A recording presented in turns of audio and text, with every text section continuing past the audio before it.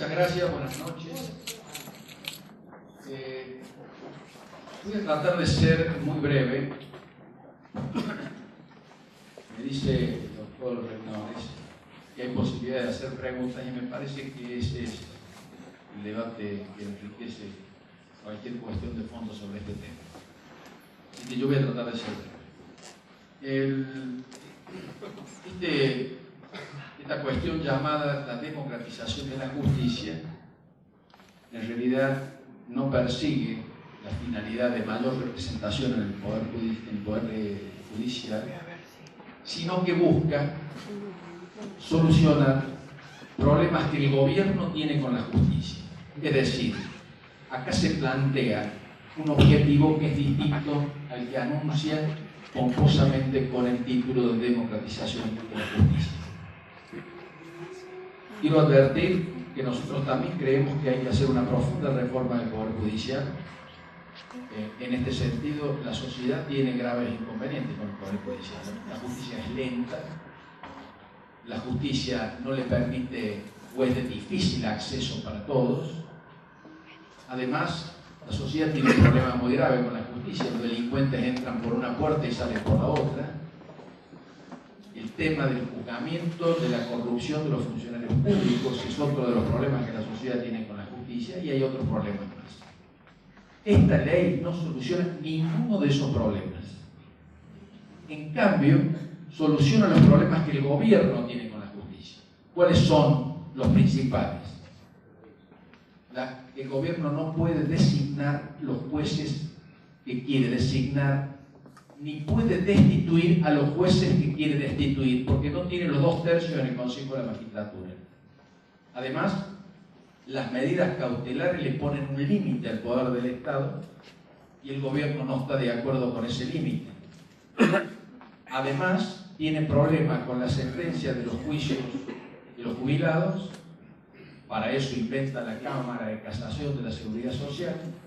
Y además tiene un problema muy grave, que es la ley de medios, que no la puede aplicar, no obstante haber sido sancionada hace más de 3 años. Estos son los problemas que el gobierno busca solucionar a través de estas leyes. Y además tiene otro problema más, que es la autonomía y la independencia de la Corte. Y ha tratado, en este sentido, de acorralarla a la Corte, no solamente con las cámaras de casación, sino además intentó quitarle la administración de los fondos. Esto merece un pequeño comentario que ha incluso motivado las críticas de algunos legisladores de la oposición. Algunos legisladores, ustedes saben que antes que estas leyes fueran tratadas, primero en el Senado y después en la Cámara de Diputados, hubo un acuerdo del Poder Ejecutivo volver para atrás con ese cercenamiento que había hecho de los fondos que administra la Corte Suprema de Justicia de la Nación, que no son todos los fondos del presupuesto del Poder Judicial. Para que lo tengamos en claro, el Consejo de la Magistratura es quien administra el presupuesto del Poder Judicial. Nosotros, por ejemplo, yo soy miembro del Consejo de la Magistratura, llamamos a licitaciones, a concursos de precios, compramos inmuebles, alquilamos inmuebles, hacemos las refacciones, contratamos los sistemas jurídicos que tiene el Poder Judicial de la Nación, etc. Pero la Corte se reserva para sí el presupuesto que tiene que ver con sus empleados. Si ustedes advierten, el artículo 113 de la Constitución dice que la Corte Suprema es quien designa los empleados del Poder Judicial de la Nación. Entonces, para ello tiene una parte del presupuesto. Eso también le fue quitado en la ley que el Poder Ejecutivo mandó al Congreso de la Nación. Y esto motivó la primera reacción de la Corte. El Poder Ejecutivo echó marcha atrás y hubo quienes dijeron que había habido un acuerdo espurio entre la Corte y el gobierno. Y no es así. A mi criterio, lo que la Corte hizo fue opinar solamente sobre lo que podía opinar, que era el tema presupuestario, sin opinar sobre las leyes que habían sido mandadas al Congreso porque seguramente va a tener que expedirse en poco tiempo sobre esos temas, y la Corte no podía adelantar opinión. A mi juicio, lo que hizo la Corte fue correcto. Hubiera sido muy grave que una ley de la Nación, además de la gravedad institucional que representan las leyes que ya han sido aprobadas, le hubiera quitado el manejo de la superintendencia económica al Poder Judicial. Por suerte, esto no pasó. De todas maneras, se aprobaron estas leyes que tienen que ver con el Consejo, con una modificación estructural del Consejo de la Magistratura, con la modificación de las leyes de las medidas cautelares y con la creación de 4 cámaras o de 3 cámaras de casación. Las consecuencias de estas medidas tomadas por el Poder Ejecutivo ya son graves. Primero, porque se vulnera el sistema republicano de gobierno, de la división de poderes, y se anulan los controles que la Constitución consagra para el equilibrio de los poderes. Con estas leyes aprobadas, el Poder Ejecutivo se va a arrogar para sí la administración de la Administración de Justicia, para la redundancia. Las consecuencias son muy graves. A ver, vamos ley por ley. ¿Qué hizo con el Consejo de la Magistratura? El Consejo de la Magistratura, como ustedes saben, es una institución creada por la Constitución del 94 que cambió el paradigma de designación de los jueces en la Argentina. Antes del 94, los jueces que eran elegidos, los jueces de la Nación, eran elegidos por sugerencia del Poder Ejecutivo y con acuerdo del Senado. Es decir, había un criterio político para la selección de los magistrados nacionales. La Constitución del 94 cambió ese paradigma y adoptó un sistema mixto, es decir, creó un organismo dentro del Poder Judicial, que es el Consejo de la Magistratura, para que ese consejo fuera el que seleccionara a los postulantes a jueces, elevar una terna al Poder Ejecutivo y elevar la terna al Senado. Ese Consejo de la Magistratura estaba integrado por 2 sectores, podemos decir. El sector político, por eso es mixto, y un sector técnico. ¿Quiénes son los que formaban parte del sector técnico? Los jueces, los abogados de la matrícula federal y los representantes del sector académico. Con lo cual se conformaba el Consejo de la Magistratura. Una ley luego reglamentó el funcionamiento del Consejo de la Magistratura. Pero se mantenía el paradigma de la gravedad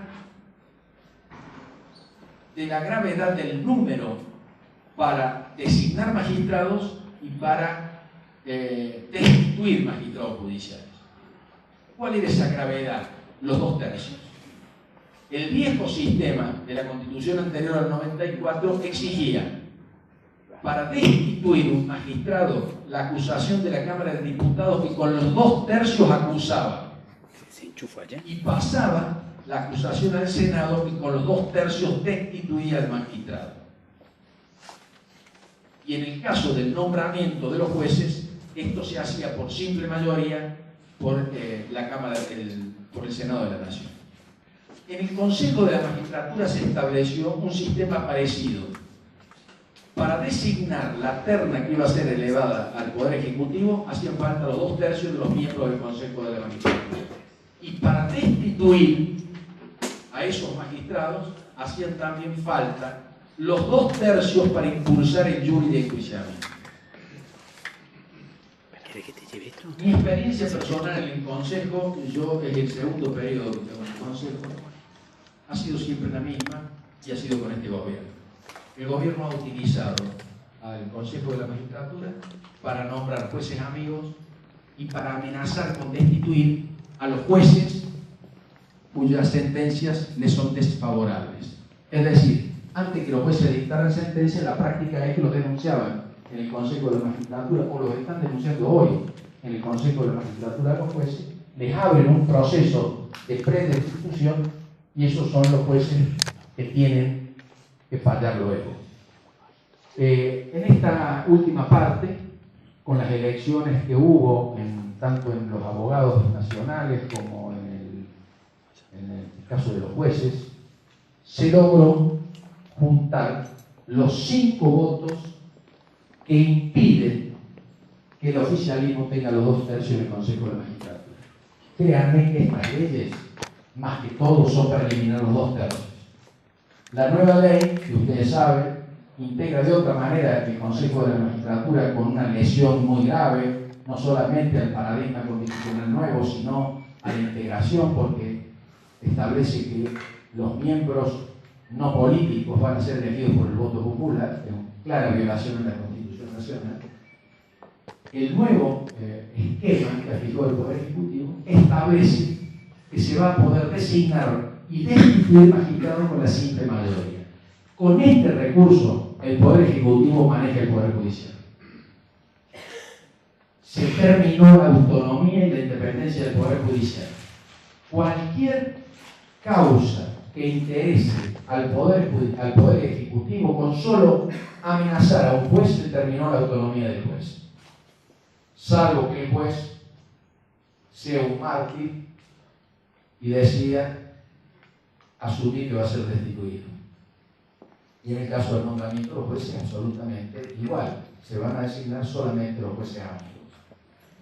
Esto comenzó, todo esto, para que ustedes tengan una referencia histórica de lo que ha pasado en estos años, tiene su comienzo y para mí su final con la famosa ley de medios, también llamada de la democratización de la prensa.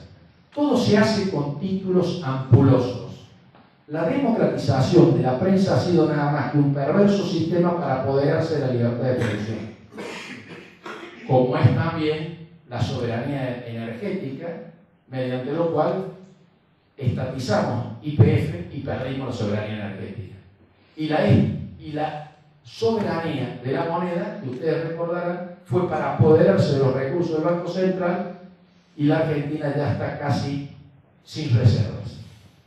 Siempre se utilizan estos ampulosos gestos institucionales para no hacer lo que se dice que se está haciendo.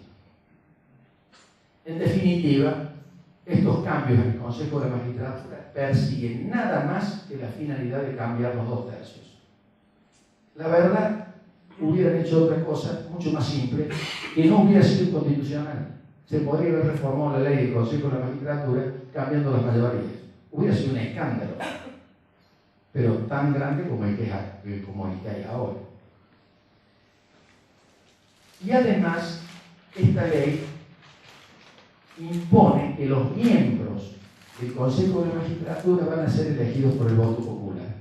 Si ustedes han leído el 114 de la Constitución, establece con toda claridad que tanto los abogados, los jueces como los académicos son elegidos por sus estamentos, en forma en que haya equilibrio, dice el 114 de la Constitución.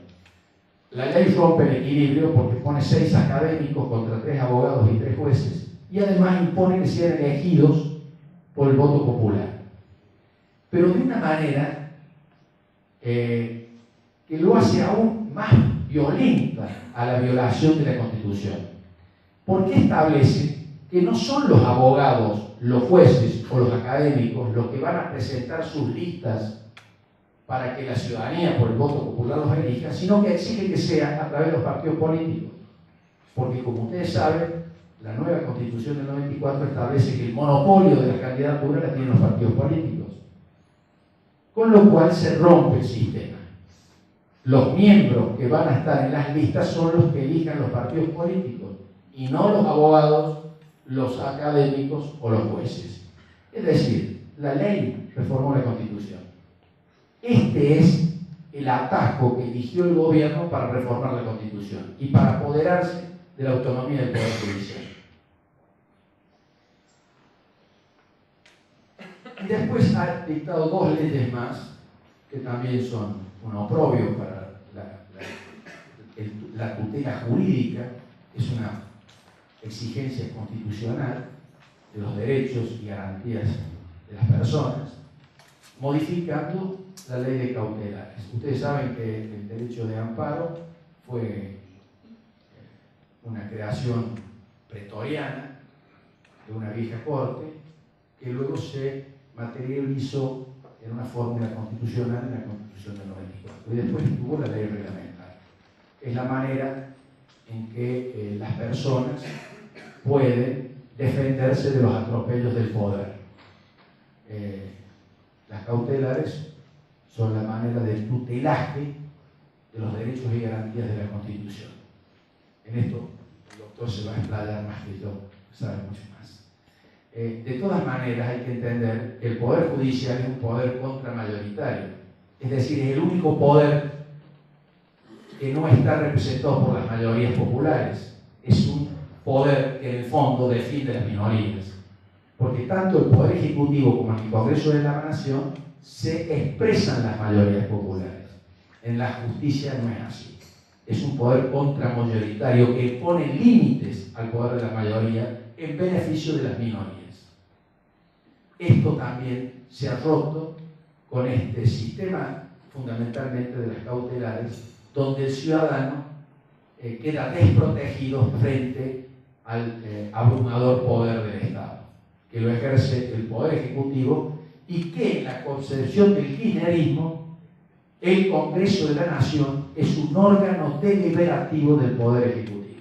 Esta es la concepción que tiene el Poder Ejecutivo hoy, el gobierno hoy, sobre el rol del Congreso de la Nación. Por eso el Congreso es una escribanía, porque es simplemente un órgano deliberativo del Poder Ejecutivo.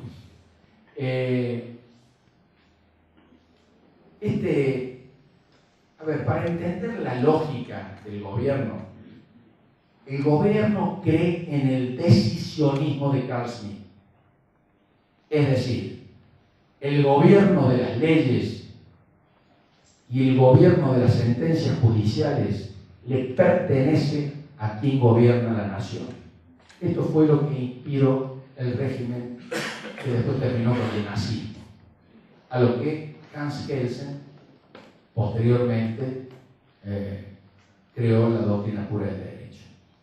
Bueno, el gobierno está convencido de este decisionismo y lo ejecuta en toda su amplitud, a tal punto que el viceministro de Economía ha dicho que la seguridad jurídica es horrible, y ese es el decisionismo.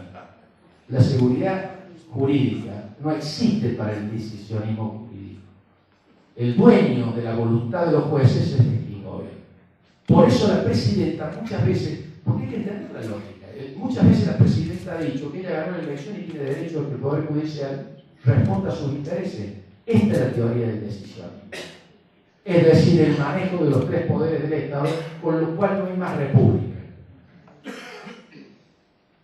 Muchos funcionarios que fueron a las comisiones del Congreso dijeron algo que puede sonar como sorprendente y no lo es, con esta tesis del decisionismo. El ministro de Justicia de la Nación dijo en la comisión de la Cámara de Diputados, yo estaba presente, dijo que no se puede entender cómo solo 500 jueces pueden designar los representantes en el Consejo de la Magistratura y cómo 10.000 abogados pueden nombrar sus representantes en el Consejo de la Magistratura, siendo que a los diputados y senadores requieren el voto popular.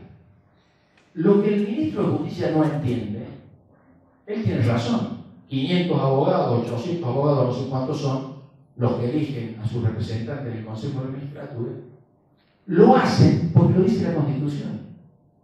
Le guste o no le guste al ministro. Y a los jueces, lo eligen los jueces de la manera que lo eligen, y son solamente 10.000, porque lo dice la Constitución. A él, ministro de la Nación, lo eligió una sola persona, la presidenta. Y lo dice la Constitución, y por eso lo eligió. Es decir, de acá de lo que se trata es de cumplir con la Constitución. Pero créanme que este sistema creado por el Poder Judicial, por el Poder Ejecutivo, es un golpe letal al sistema de convivencia, si se llegara a aplicar. Porque suprime lo que la convivencia ha creado, que es la división de poderes, la vigencia de la Constitución y de las leyes, la independencia del Congreso de la Nación y su autonomía, y la imparcialidad de los jueces para dictar sentencia. Ese es el sistema de convivencia elegido por la Nación, en su Constitución, por el pueblo de la Nación Argentina en su Constitución. Bueno, esto es un golpe letal a ese sistema de convivencia. Acá se cambia el paradigma de convivencia del país. Y en el caso de las medidas de las cámaras de casación, en verdad no tiene mucho sentido. Por supuesto que siempre se usa un argumento falaz, quitarle trabajo a la Corte, y entonces se expresa que la Corte recibe tantos juicios por año, etcétera, etcétera. Con esto no se quita ningún trabajo a la Corte, porque en todo caso se agrega una instancia y los juicios van a seguir yendo a la Corte. En el caso de la Cámara de Casación Penal que existe, la Cámara de Casación Penal es la primera instancia apelativa que tiene el proceso penal. O si se quiere por ahí la segunda, pero no la tercera instancia casativa o de apelación.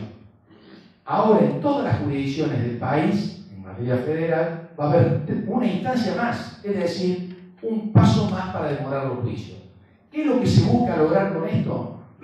Muy sencillo, parar los juicios de los jubilados, que la Corte los manda a pagar inexorablemente. No cumplen con el 82% y esto le ocasiona al ANSES una erogación que el gobierno no está dispuesto a dar. No voy a entrar en el tema político, económico del ANSES. Y el otro tema, créanme, la ley de medios, que es la obsesión del gobierno. Crean una cámara para absorber el juicio de la ley de medios antes que llegue a la Corte. ¿Cómo van a hacer esto? Porque se ha establecido que se van a elegir, la ley también impone, los jueces subrogantes. ¿Cómo se eligen los jueces subrogantes? El Consejo de Magistratura, por simple mayoría. Es decir, que hoy, esta es la parte que le falta a la reforma judicial, para tener un manejo completo de la justicia de los jueces subrogantes. Antes, hoy, ustedes saben que los jueces subrogantes, los que son abogados lo saben, son los jueces que reemplazan a los jueces titulares, que por alguna razón no están en su juzgado, porque se jubilaron, porque se murieron, porque tomaron licencia, porque se excusaron, porque algún abogado les hizo un proceso de, ¿cómo se llama?, de apartamiento. Bueno, ¿qué van a hacer cuando haya una vacante? El Consejo de Magistratura va a nombrar el subrogante. Hoy, los subrogantes lo nombra la Corte, por un procedimiento de superintendencia que ha delegado en las cámaras, en cada fuero. Pero es la misma la justicia la que pone quiénes son los jueces subrogantes. Y lo hace con un sistema muy bien estructurado, de sorteo, con jueces jubilados, etcétera, etcétera. Acá no se ha establecido más sistema y ya está en práctica uno de esos sistemas, que es una lista que hoy, por la ley actual, manda la presidenta al Congreso. Por eso en estos juicios del escándalo de Lázaro Báez, usted ve que están poniendo jueces subrogantes nuevos. La presidenta, a ver, supongamos que hay 200 vacantes del Poder Judicial de la Nación. Bueno, no ha mandado jamás una lista de subrogantes, ha mandado solamente listas de subrogantes ahora, solamente para los casos donde está juzgada la corrupción del gobierno. ¿Cómo va a ser en el futuro? Lo va a nombrar el Consejo de la Magistratura, con la mayoría que ya tienen, simple mayoría, hoy tienen simple mayoría. Entonces, en la ley de medios, lo que quieren hacer es integrar ya la Cámara de Casación con jueces subrogantes, y antes que el expediente llegue a la Corte, sacárselos. Bueno, este es el plan que ha urdido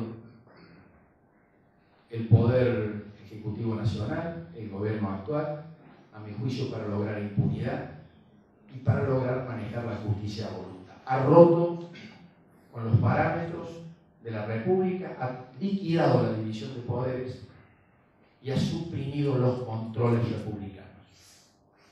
Esto también afecta el sistema socioeconómico del país. Imagínense ustedes, rota la seguridad jurídica, como lo ha sido hasta ahora. La Argentina se quedó sin inversiones, es uno de los problemas que no pueden superar. Imagínense con la seguridad horrible, la seguridad jurídica horrible de Kicillof, las inversiones que va a tener en el tiempo en la Argentina. Pero lo que hay que advertir es esto. Esto no termina con este gobierno. Este desprestigio de la Argentina, que es un desprestigio internacional, no se acaba con un gobierno. Va a costar volver a tener prestigio. ¿Ustedes creen que la Venezuela de Chávez se va, el chavismo, y al otro día el mundo empieza a confiar en Venezuela? ¿Ustedes creen que perder mercado se recupera al otro día? Nosotros hemos iniciado un camino perverso que va a dejar secuelas gravísimas más allá de las propias que va a dejar este gobierno, con un sistema socioeconómico quebrado y con un sistema institucional con todas las vicisitudes que estamos viendo. Así que, desgraciadamente, estamos frente a un problema que tenemos que solucionar. Dirán los abogados más que yo, que quiero opinar solo como dirigente político. Me parece que a la justicia le va a ser muy difícil para parar esta elección de miembros del Consejo de la Magistratura. Hay que tener en cuenta que la Argentina no tiene un sistema de declaración de inconstitucionalidad de las leyes, solo para el caso concreto. Es decir, que si la ley es achacada de inconstitucional por algún juez o por muchos jueces, lo será solo para el caso concreto. La ley va a quedar vigente. Para mí, la única alternativa que existe de que esto no vaya a las elecciones de octubre es que la justicia electoral declare nulo la convocatoria de elecciones, que es todo un procedimiento que tiene que ver con esto y que tiene que ver con una medida cautelar. Pero a su vez rigen las nuevas cautelares. Bueno, es todo un problema. Yo soy escéptico en creer que la justicia, no porque la justicia no lo quiera hacer, sino que soy escéptico en creer que la justicia va a poder voltear las consecuencias de esta ley. Bueno, termino con esto. Simplemente agradecerles que me hayan invitado y espero que podamos conversar después con las preguntas.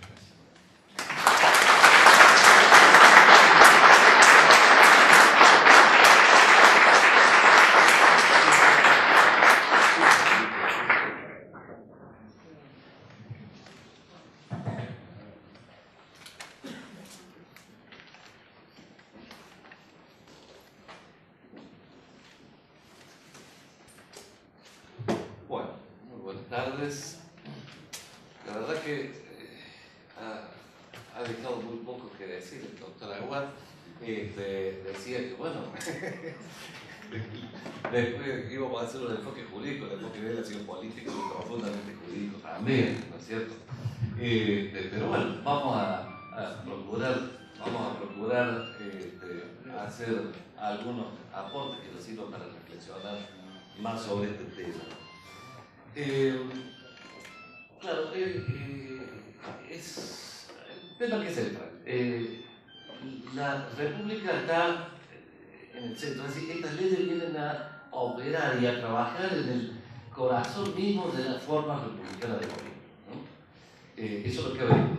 Y ahora, tenemos que aclarar cuando hablamos de república que nos estamos refiriendo a la república del artículo 1 de la Constitución Nacional, es decir, la forma republicana según lo establece la presente Constitución, como dice el artículo 1 de nuestra Constitución. Porque, bueno, repúblicas, a ver, la expresión república suele ser muy ambigua, desde la república aristocrática del Senado romano, de la antigua Florencia o Venecia, de la Media, hasta, bueno, las repúblicas populares, como la de Angola, Mozambique, Corea del Norte, etc. Es decir, la palabra república lamentablemente está muy bastardeada, ¿no?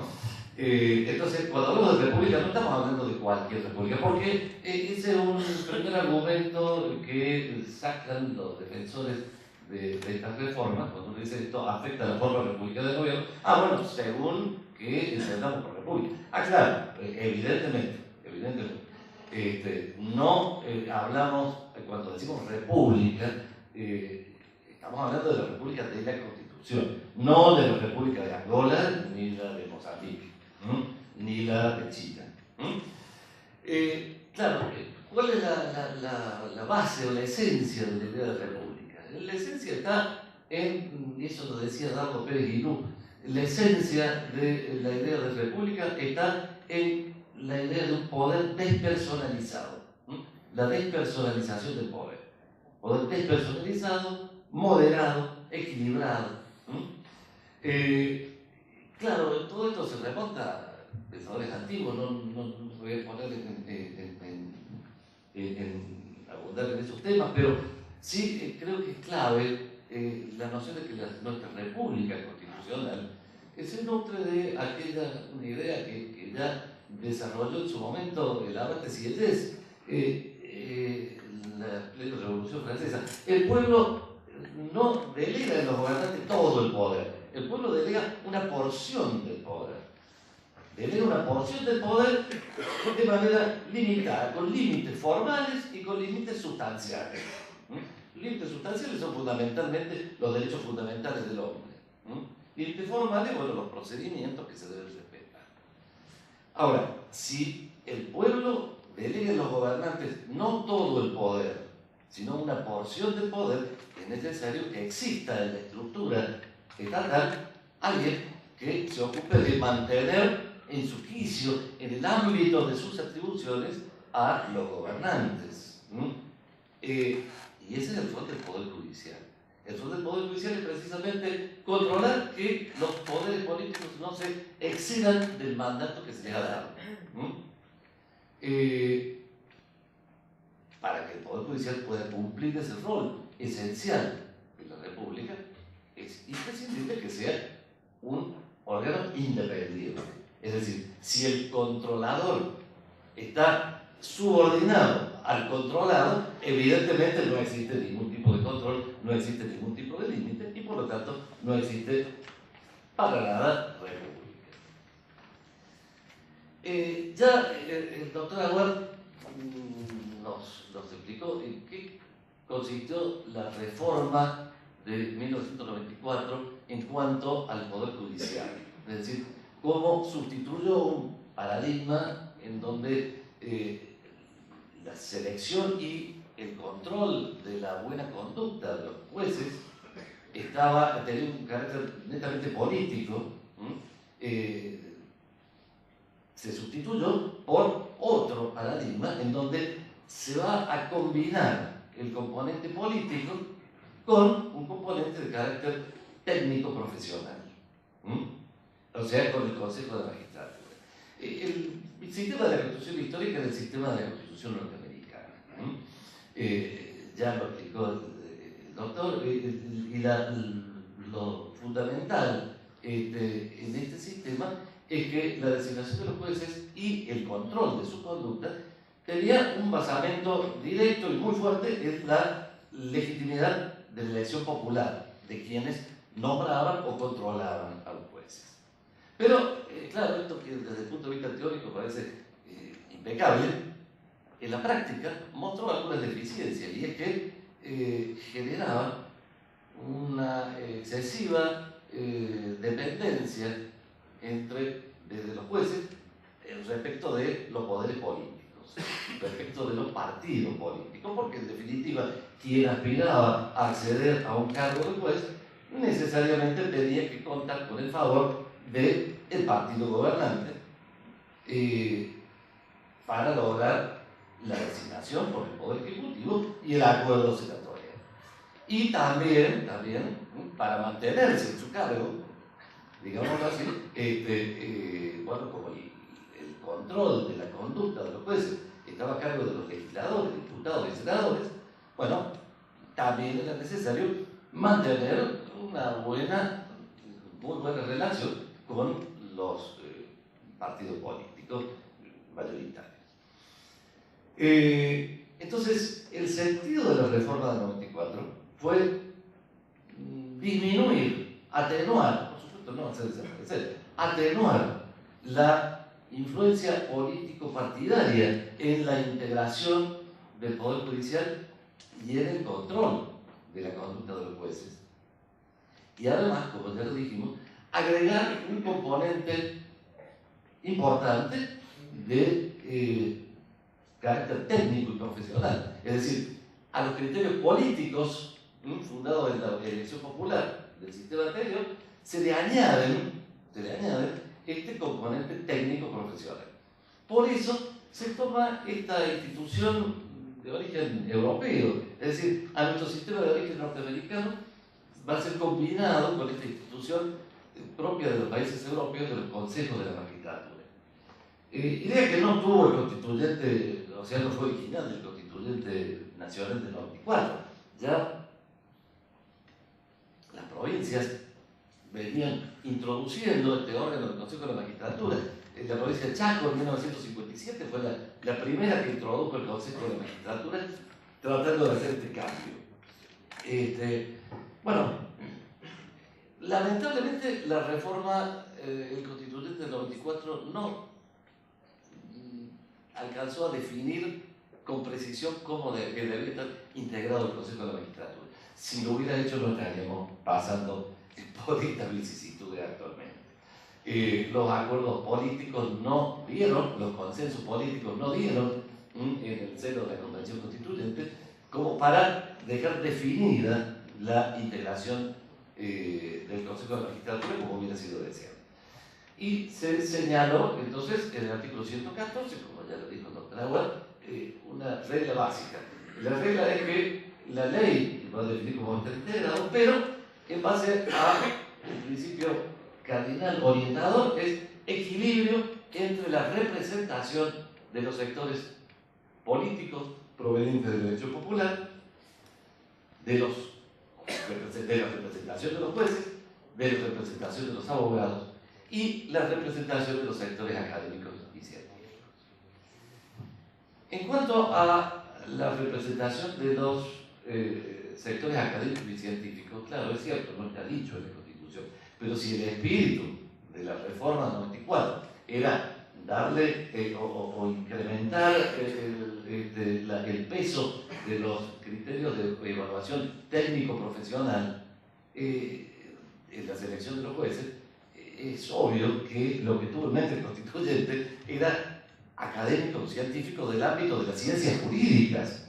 Creo que es obvio. Bueno, esta ley ha eliminado ese requisito. Es decir, los académicos y científicos ahora pueden ser del ámbito de cualquier área científica del conocimiento de la universidad. Es decir, intervendrán bioquímico, veterinario, un matemático, que me parece muy bien que intervenga. Ahora, no en su calidad de científico, porque como científico tiene poco que aportar, como ciudadano aportará, ¿verdad? Pero claro, la representación como ciudadano ya está dada por el otro lado. Bueno, ahí hay una de las modificaciones. Y la otra, como bien explicó el doctor Agua, es que todos estos representantes de los sectores son, a partir de ahora, a partir de hoy, porque hoy ha sido publicada la ley, hoy ha entrado en vigencia, a partir de hoy, los representantes de los sectores de jueces, abogados y académicos son elegidos por la elección popular. Claro, el tema del equilibrio, siempre fue tema de discusión en las sucesivas leyes. Esta es la tercera ley que viene a reglamentar desde 1994 el Consejo de la Magistratura. Es la tercera ley. La primera ley nos planteaba un Consejo de la Magistratura integrado por 20 miembros, de los cuales 9 eran representantes del sector político, 8 legisladores y un representante del Poder Ejecutivo. Y los otros 11 correspondían 5 a los jueces, 4 a los abogados y 2 a los académicos. Es decir, había 11 contra 9. Si el equilibrio era entre los políticos y todos los demás, bueno, podríamos decir, bueno, estaba más o menos equilibrado. Pero era bastante dudoso que 9 contra 5, contra 4, contra 2 fuera un número equilibrado. A pesar de las críticas que se hacían a aquella ley de los años 90, a pesar de las críticas, claro, esa ley quedó siendo una maravilla frente a lo que vino después, en el año 2006, cuando se redujo a 13 el número de miembros del Consejo, de los cuales 7 correspondían al sector político, o sea, 6 legisladores y un representante del Ejecutivo, y 6, es decir, en minoría, todos los otros sectores juntos, jueces, abogados y académicos, 3, 2 y 1.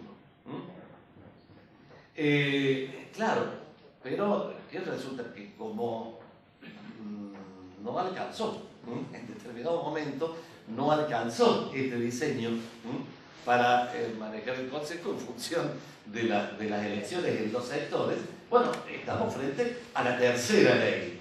La tercera ley. Y veamos qué pasa con el equilibrio. Hasta que estábamos viendo 9 contra 11, 7 contra 6, o sea, 9 del sector político contra 11 de los sectores no políticos. 7 del sector político contra 6 de los sectores no políticos. Pues ahora tenemos 19 miembros y todos son provenientes del sector político y de la elección popular. Todos. A ver, porque se acabó la representación. A pesar de lo que dice la Constitución, no hay más en el nuevo Consejo de la Magistratura representación de los jueces, de los abogados y de los académicos. Para que podamos hablar de representación, ¿qué significa representar? Algunos autores dicen, bueno, representar es hacer presente algo que está ausente. ¿Y de qué manera? Bueno, le atribuimos a un sujeto la facultad de expresar la voluntad que se le imputamos a otro. Ahora, para que sea legítima esa imputación de voluntad que expresa un sujeto a otro, es necesario que exista un vínculo entre el representante y el representado. Y ese vínculo tiene que salir necesariamente, por lo menos, de la facultad que tiene el representado de elegir, este es mi representante. Es decir, si se pone a alguien para expresar mi voluntad, y ese alguien que se pone para expresar mi voluntad no lo he elegido yo, sino que lo he elegido otro, pues ahí no hay una representación legítima. No hay representación, dice sencillamente, no hay representación. Claro, por eso algunos defensores del proyecto de ley dicen, pero la Constitución no dice que tienen que ser elegidos por sus pares los representantes de los jueces, o los representantes de los abogados, o los representantes de los académicos. No lo dice, pero es obvio. ¿Cómo vamos a decir que alguien representa a quien no lo ha elegido? Evidentemente, para que exista ese vínculo que hace legítima la representación, el representado tiene que haber elegido. El representado puede ser por elección directa de los abogados de la matrícula, o de los jueces, o de los profesores universitarios, o podría ser también por una representación indirecta a través de cuerpos intermedios, a través de los colegios de abogados, o las asociaciones de magistrados, o las universidades. Uno u otro, bueno, pero, a ver, de alguna manera tiene que haber un vínculo entre representante y representado, si no, no hay representación. Directamente no hay representación.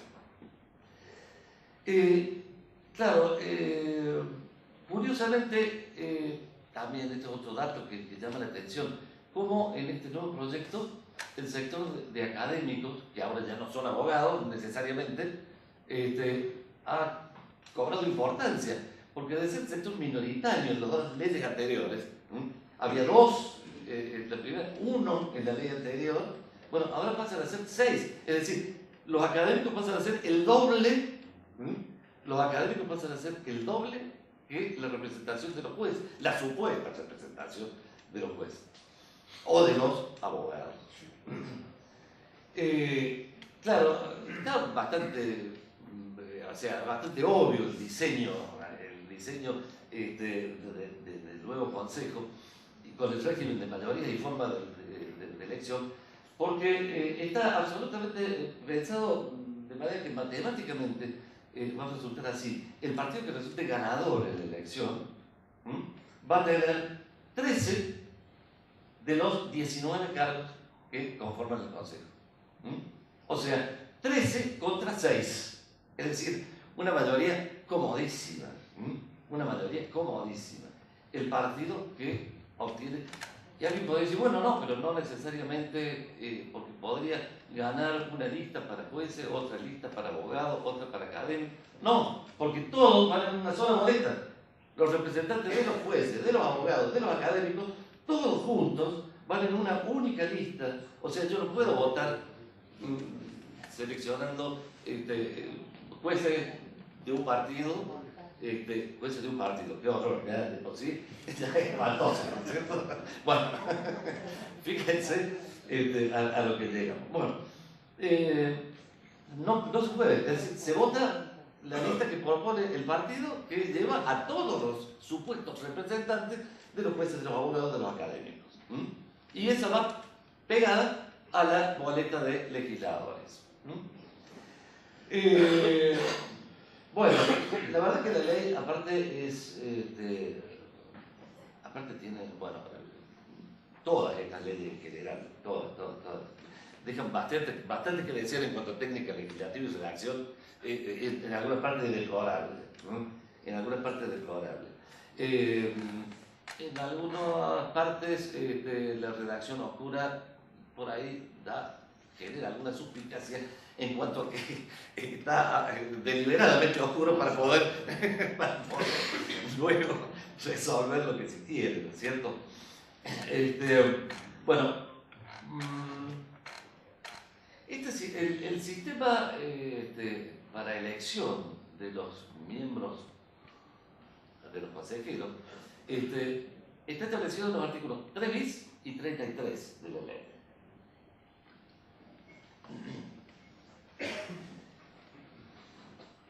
Lo primero, dijimos, necesariamente tienen que ser los candidatos postulados por un partido político. No puede haber agrupaciones de otra naturaleza o agrupaciones de... Y además, tienen que ser partidos que no creados exclusivamente para proponer estos candidatos.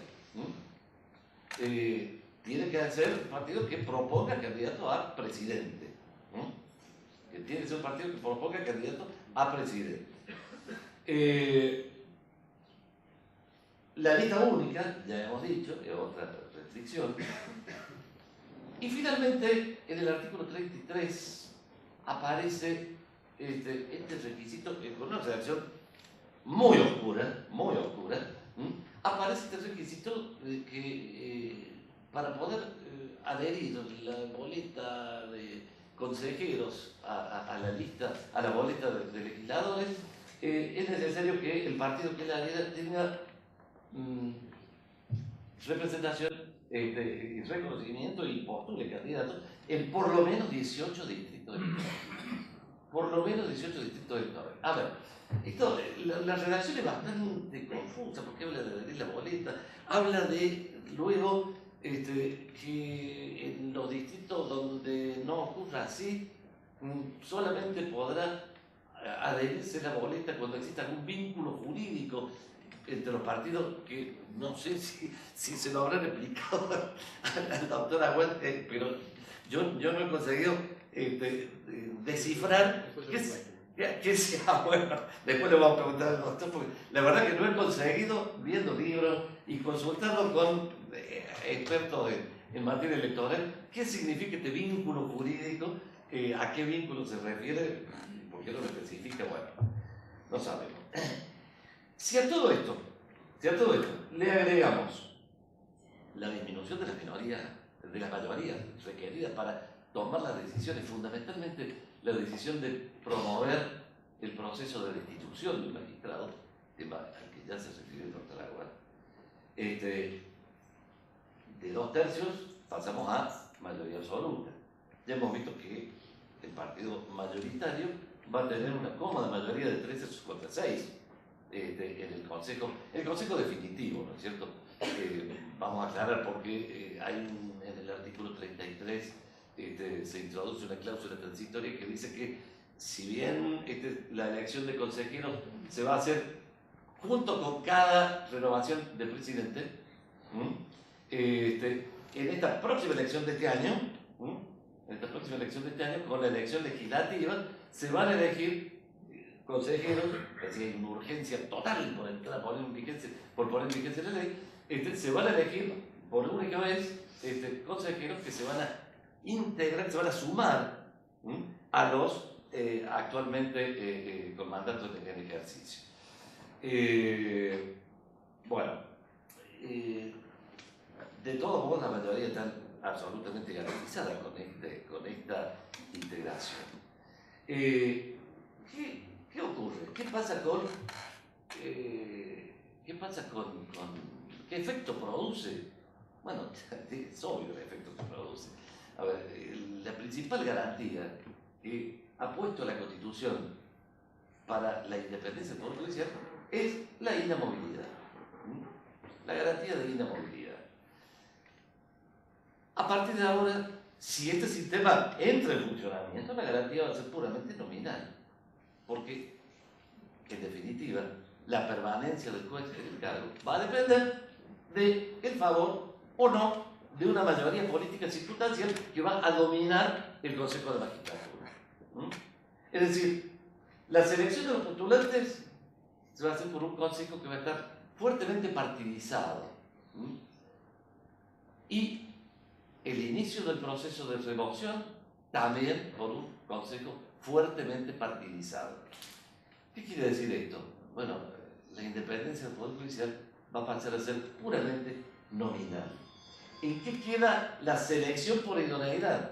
¿En qué queda la seguridad que tiene que tener el juez para poder tomar decisiones controlando el poder, los poderes políticos? Evidentemente desaparece. Evidentemente el propósito de esta legislación es lograr una justicia militante. Así como se habla de un periodismo militante, bueno, de la misma manera se pretende una justicia militante. Y lamentablemente creo que tenemos que tomar conciencia que más allá de ciertos objetivos inmediatos que pueda haber, en cuanto a solución de algunos juicios que le preocupan gravemente al gobierno, esta nueva legislación y este hachazo a la independencia del Poder Judicial nos está colocando a las puertas, por lo menos está sentando las bases normativas que pueden permitir un cambio de régimen político. Estoy hablando de algo grave, un cambio de régimen político. Es decir, podemos llegar a pasar de la república de la Constitución, esta república con equilibrio, con moderación, con controles recíprocos, a un régimen político de concentración total del poder, donde no hay nadie que ponga límite a la mayoría. Es decir, estamos hablando de establecer un régimen al estilo de las teorías fundadas en Smith, pero hoy con versiones de pseudo-izquierda nueva, como la CLO, dan sustento a estos pseudo-marxismos tardíos que están floreciendo en América Latina y que, en definitiva, procuran hacer desaparecer la forma republicana de gobierno. Bueno, corto aquí para que podamos tener el diálogo previo.